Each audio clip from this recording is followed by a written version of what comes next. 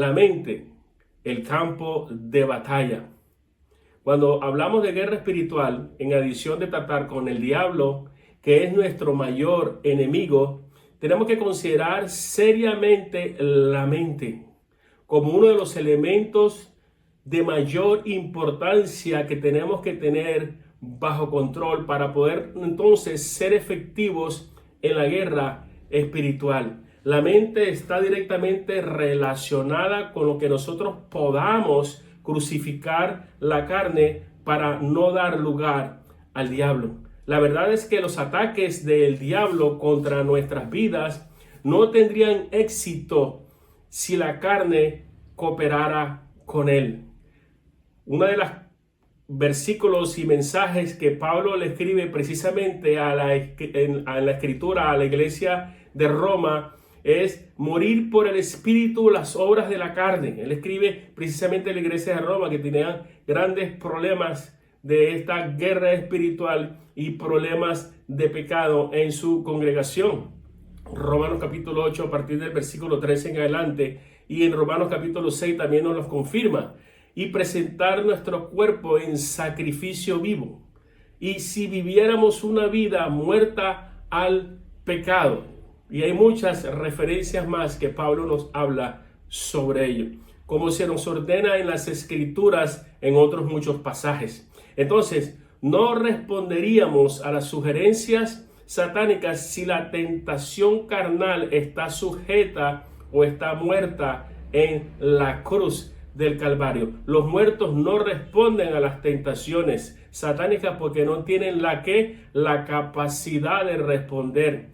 Y al crucificar la carne con tus deseos, con tus pasiones, con tus impulsos, con tus deseos mentales, donde empieza precisamente la batalla, estás muerto a esa tentación y no vas a responder a los ataques del enemigo.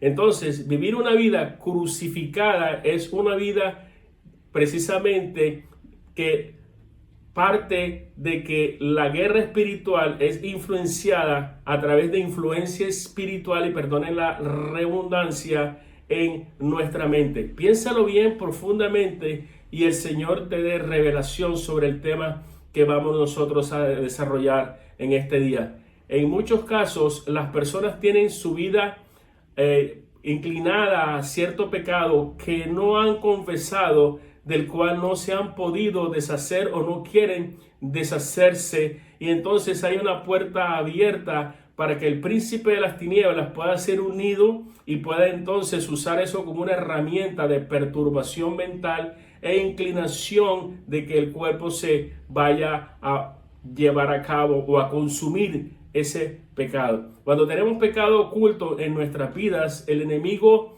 no es en ese momento el del problema. El problema es nuestra mente carnal que no ha cedido, no ha permitido, no ha habido un arrepentimiento genuino, y entonces ese pensamientos o esa carne debe ser sometida al Espíritu Santo precisamente para erradicar esos ataques que viene el enemigo en nuestra mente a infundir un peso de él, de su perturbación oscura y perversa, de sucumbir en aquello que por alguna razón no lo has soltado o no has querido soltarlo. Entonces, cuando nosotros planteamos lo que es la guerra espiritual, debemos entender que esto no es algo momentáneo, ni emocional, ni pegar gritos, ni llénenme de aceite, ni póngame las manos en ese momento. Eso está bien, pero es un momento de emoción. Pero lo que acontece aquí es que la verdadera guerra espiritual tiene mucho que ver con la condición mental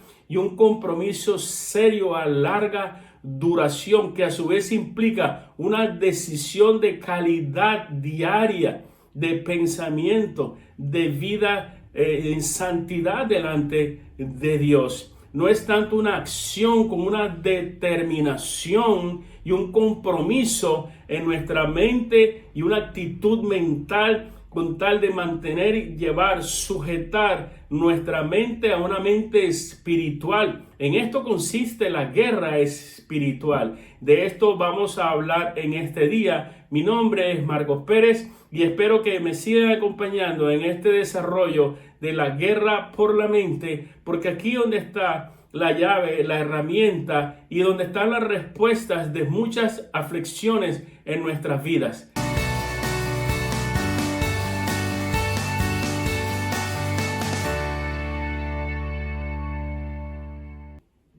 Hablando de compromiso y de determinación, tenemos un gran ejemplo que es el apóstol Pablo en el compromiso del evangelio y la obra de Dios, el ser que muchas veces atacados por un emisario, dice la escritura en 2 Corintios, un emisario enviado de parte de Satanás que había sido enviado para que le abofetease. Le pidió al Señor inclusive en varias oportunidades que le librase de ese aguijón de la carne y el Señor solo le contestó: bástate mi gracia porque mi poder se perfecciona en la debilidad. Entonces Pablo estaba haciendo mucho daño en la esfera espiritual, estaba sanando enfermos, estaba llevando el evangelio, trayendo mucha salvación, estaba haciendo muchos milagros. Muchos judíos y muchos gentiles venían a los pies de Jesús por causa del mensaje de Pablo, y sin embargo él estaba siendo atacado fuertemente y estaba caminando él en una dimensión tan sobrenatural y tan impresionante que el enemigo le estaba contrarrestando y haciendo una gran oposición. Él le pide al Señor: Señor, quítame este aguijón de mí para que yo pueda hacer el trabajo con más eficiencia, con más esmero, con más descanso, sin una aflicción física. Se cree por los estudiosos que él tiene una aflicción física. No se sabe si eran los ojos o en el cuerpo, pero sí él en varias oportunidades le pide al Señor que le quite ese aguijón, que le quite esa aflicción. El Señor le dice claramente que con su gracia era suficiente, porque su poder se perfeccionaba en la debilidad. En otras palabras, para parafrasearlas de la manera de que yo puedo ver este aguijón, la guerra que estás teniendo es normal, Pablo, y es razonable. Y lo único que tienes que hacer es entender que lo que yo he puesto en ti es mayor y más suficiente para que esa oposición y ese poder satánico nunca te puedan detener. Porque esa oposición o ese aguijón nunca pudo detener a Pablo, pero era una guerra campal que había llevado él en Asia, en todas las regiones de Jerusalén, y lógicamente cuando hay una persona ungida a ese nivel haciendo prodigios y milagros, el enemigo no se va a quedar quieto. Entonces hay que entender que esta guerra espiritual, y lo que yo quiero enfocar en el día de hoy, que tenemos inicialmente una guerra mental, tenemos una guerra de aflicción física, tenemos una guerra de oposición de seres humanos, tenemos una guerra de oposición gubernamental, tenemos una guerra de recursos económicos para que no puedas avanzar, tenemos una guerra de debilitamiento en el cuerpo, tenemos una estrategia que el príncipe de las tinieblas usa de tal manera de oponerse al desarrollo de tu crecimiento. No sé cuál guerra tú puedes tener en este momento.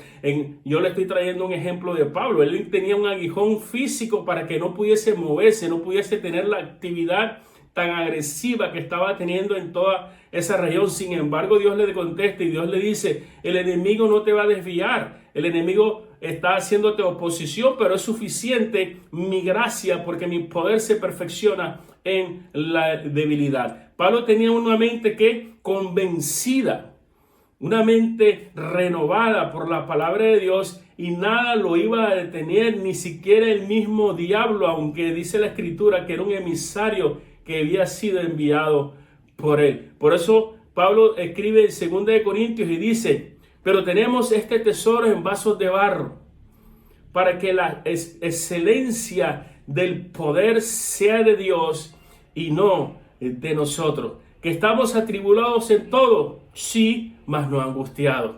En apuro, sí, mas no desesperados. Perseguidos, mas no desamparados. derribados, pero no destruidos, llevando en el cuerpo siempre por todas partes la muerte de Jesús, la crucifixión de Jesús, la existencia de nuestro Dios vivo, para que también la vida de Jesús se manifieste en nuestros cuerpos. Entonces el mismo dio testimonio en 2 de Corintios, capítulo 11, a partir del versículo 16. Parte de ese testimonio dice: en trabajos más abundantes, en azotes sin número, en cárceles más, en peligros de muerte, muchas veces. De los judíos 5 veces he sido azotado, 40 veces menos 1, 3 veces he recibido azote con vara, apedreado 3 veces, he padecido naufragio y pare de contar. Entonces, si Pablo continuó testificando de sus padecimientos por la causa de Cristo, a pesar de todas esas aflicciones, persecuciones, oposiciones, escaseces y enfermedades, entonces, y fatiga mental y emocional y espiritual y cansancio físico, Pablo no se detuvo en ningún momento, o cayó en un pecado de inmoralidad o simplemente de deserción, diciendo: Señor, abandono el campo de batalla porque yo oro, yo ayuno, yo predico, y sin embargo lo que yo veo es oposición. En ningún pasaje de la Escritura encontramos que Pablo se quejó por alguna razón. Simplemente lo único que vemos negativo en las Escrituras de él es el que dice: Señor, por favor, ayúdame con este aguijón. Sin embargo, Dios no le dijo: te lo voy a quitar para que sigas trabajando. Bástate mi gracia. Entonces, Pablo no miraba las imposibilidades como un obstáculo para desmayar o detenerse, sino que veía cada obstáculo como una oportunidad que se establecían delante de él para glorificar a Dios, al Señor, y manifestar la dependencia. Y para manifestar la dependencia y el poder de Dios en su vida, a pesar de cada obstáculo que se le presentaba en el camino. Estamos en una guerra. Nosotros aquí no estamos en un jardín, ni estamos mucho menos en un cuidado de bebés. Dios nos puso en un campo de batalla, y hoy nosotros estamos conciencia, gracias a la revelación y la palabra de Dios, que es así por la cantidad de circunstancias, eventos, conflictos que hemos pasado nosotros personalmente o algunos de nuestros familiares. Los demonios no pueden destruir a una persona a menos que haya algo, y vuelvo y repito, en la persona que les dé base legal o derecho legal para que ellos puedan trabajar en eso y traer entonces destrucción a esa vida. La educación y separación, hablando de Pablo nuevamente, para el Señor es una defensa contra el enemigo, una consagración, una dedicación y un estudio de la palabra y una dependencia de Dios es la mayor defensa que hoy por hoy tú puedes tener en contra del enemigo. La santidad en la que vivió Pablo paralizaba al diablo para hacerle caer. Normalmente a cualquier persona, esa santidad que él caminaba, reflejaba o expresaba, paralizaba al diablo y no podía inclusive hacerle más de aquello que Dios le había declarado. No había nada en Pablo que el diablo pudiese usar para destruirle. Por eso yo pongo una referencia aquí de que uno de los mayores apóstoles que tuvo guerra espiritual, la cual Dios le dio la sabiduría para escribirla, es precisamente porque pasó experiencias personales. Tuvo una convivencia con el Espíritu Santo y tuvo unas experiencias de guerra y conflictos con el príncipe de las tinieblas, y es el que tiene la mayor capacidad de enseñarnos en este tema. Entonces, Pablo estaba ¿qué? Muerto al pecado. Nada de él cooperaba con las maquinaciones y tentaciones del diablo, sino que era imposible para el enemigo poder hacer algo en contra de él. Entonces, el diablo que destruye la vida que no vive en santidad y la vida que no esté totalmente dedicada a nuestro Señor. La mayoría de los ataques y tentaciones, y vueltamente lo repito, no tendrían ningún efecto si evitáramos el pecado y toda actitud desagradable ante Dios de nuestras vidas. Esto es lo que personalmente yo creo, según el entendimiento que Dios me ha dado de las Escrituras y de la palabra de Dios, que eliminaría, si nosotros sujetásemos nuestra mente y nuestro cuerpo a la cruz, a la Escritura, eliminaría la mayoría de la guerra espiritual y los desastres en nuestras vidas. Recuerden que la guerra espiritual no es una situación momentánea llena de emociones y sentimientos que nos hacen sentir que porque el enemigo no se alejó por un momento, el enemigo se alejó por un ayuno, el enemigo se alejó por una batalla ganada en un campamento o en una iglesia o en algún evento que sintamos paz y tranquilidad. Eso no quiere decir que Él no va a regresar, ¿sí? Eso no quiere decir que se solucionó el problema.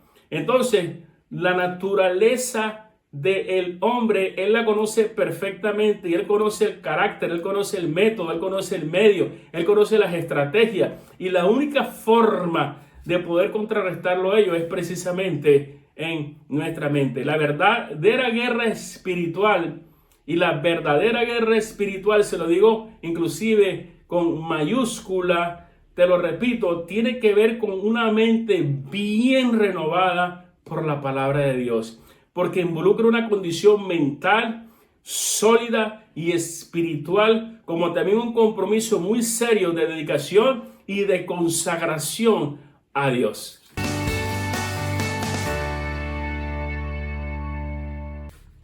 Por estas razones expuestas anteriormente, Pablo nos escribe y nos recuerda en Efesios 4:27 y nos dice: no deis lugar al diablo.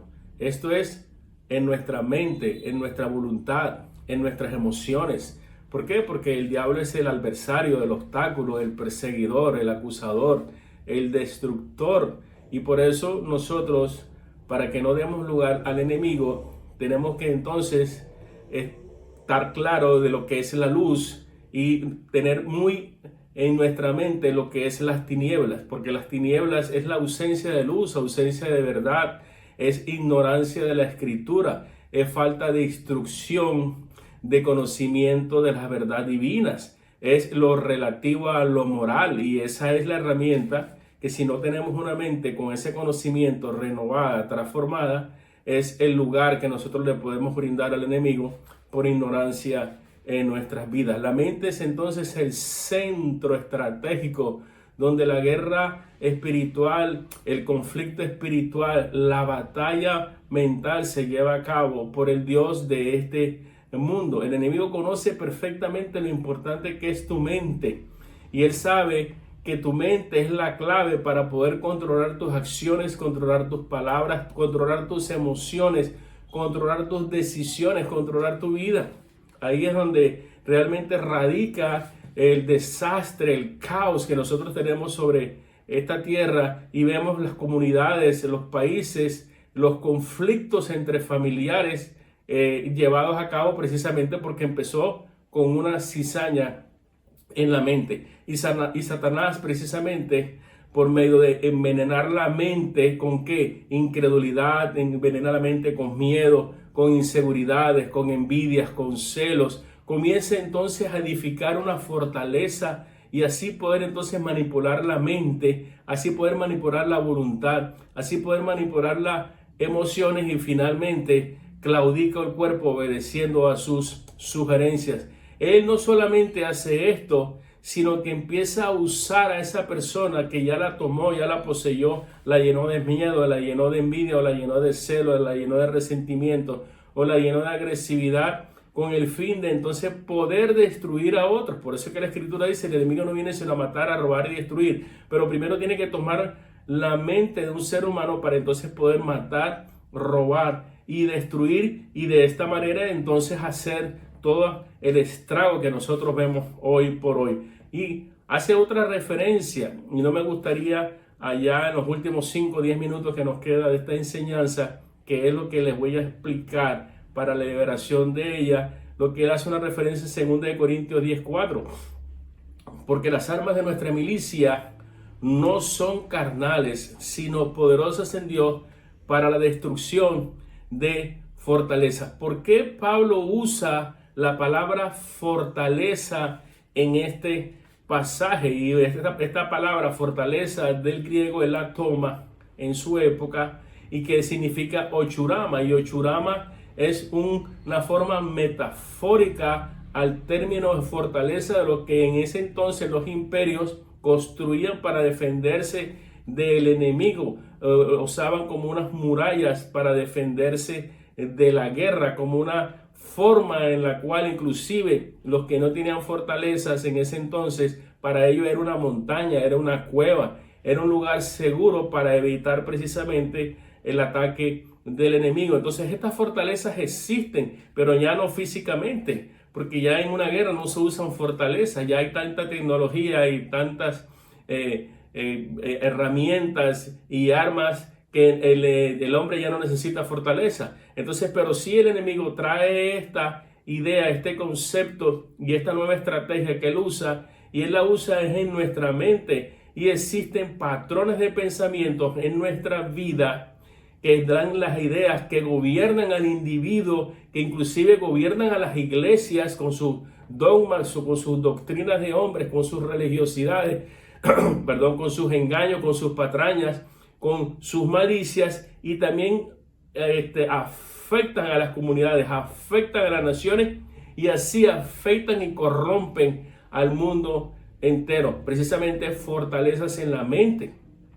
Para que una persona en Cristo tenga la victoria absoluta de esta realidad en sus áreas de su vida, es necesario primero que tiene que destruir la fortaleza, tiene que desarmar esa fortaleza, tiene que entonces identificar en dónde el enemigo te está engañando para que entonces pueda legalmente progresar y sacar de ese escondite, esa mentira, ese engaño, pero tienes que confrontarla con la escritura, tienes que confrontarlo con la realidad bíblica, porque el único que nosotros tenemos es la luz de la palabra de Dios para derrumbar los argumentos que se levantan en contra del conocimiento de Dios y llevarlo cautivo, o sea, tomarlos y encadenarlos y sacarlos de una fortaleza física, no, sacarlos de la fortaleza mental en donde han sido cautivados una línea de pensamientos y patrones de conductas y de proceder que nosotros teníamos en el pasado, manipulado precisamente por el príncipe de las tinieblas. Luego nuestras mentes serán renovadas, serán transformadas por Dios y empezamos entonces a vivificar y a recibir vida de parte de Dios, y esa es la estrategia militar en la cual Dios nos pide a nosotros que hagamos, porque Él hace el resto. Nosotros hacemos lo posible y Él hace lo imposible. Nosotros empezamos a cambiar nuestra vida de pensamiento y Él empieza entonces a reorganizar nuestras vidas a través de un orden de conducta de nuestra vida de pensamiento. Y Pablo lo define de esta manera. Dice, derribando argumentos y toda altivez, todo orgullo, toda vanagloria, toda prepotencia, toda rebeldía que se levanta contra el conocimiento de Dios, y llevando cautivo todo pensamiento a la obediencia de Cristo. Entonces, cualquier área que esté en nuestro corazón o en nuestra mente que no esté rendida a Cristo, precisamente hoy es el día para que nosotros nos rindamos a Él. Y esas partes vulnerables que el enemigo usa por falta de conocimiento, por falta de entendimiento de la Escritura, o por falta de rebeldía, o por falta de ocultar un pecado que no queremos soltar, en la cual usa como herramienta para destruirnos, hoy es el día de dejarlo. Precisamente si llegamos hasta aquí es porque Él quiere libertarte, Él quiere sanarte, Él quiere prosperarte, Él quiere derribar esos argumentos o esas fortalezas mentales precisamente con la palabra y la enseñanza que está recibiendo en el día de hoy. Los argumentos o los engaños o el pecado son dulces, porque el adulterio, la fornicación, la droga, el alcohol e inclusive hasta la ira desenfocada, cuando afecta a nuestro orgullo, nos sentimos satisfechos cuando somos o cuando agredimos a alguien. Todo de una u otra manera tiene cierta satisfacción cuando se expresa, pero las consecuencias son desastrosas. Entonces aquí que la vida que no tiene una mente crucificada con Cristo, entonces necesita derribar la fortaleza que son la de vital importancia para que nosotros podamos desarrollarnos, para que nosotros podamos crecer y para que nosotros podamos edificar nuestras vidas como Dios desea que la edifiquemos. Nosotros no nacemos aprendiendo, simplemente estamos aprendiendo. Y una de las formas más prácticas antirreligiosas es de nosotros entender la guerra espiritual que tenemos en nuestra mente. Y ahí es donde nosotros vamos a crecer y madurar. Porque no importa la cantidad de veces que vayamos a la iglesia, la cantidad de veces que ayunemos, inclusive que oremos, si nosotros no tenemos una predisposición de derrumbar esos argumentos, de cambiar nuestra vida de pensamiento, de modificar nuestra conducta moral, de inclusive obedecer lo que la Escritura nos dice, aunque las tradiciones por años o familiares, culturales, nacionales, nos hayan inyectado lo contrario. Nosotros tenemos que sujetarnos a la Escritura, porque el príncipe de las tinieblas no está desde ayer o del día que naciste. Él tiene siglos sobre la tierra y ha puesto fortalezas mentales sobre generaciones sobre esta tierra. Entonces nunca permitas a ti mismo conseguir excusas carnales y porque esto es lo que yo hacía o porque esto es lo que hacen mis padres, y relaciones o justificar fortalezas satánicas imposibles de derribar. Yo he tratado, no he podido. No, todo eso son mentiras. Una fortaleza es algo que está bien afirmado, algo bien construido, algo establecido por años. Entonces es una vida de pensamientos inclusive pregrabada en el subconsciente.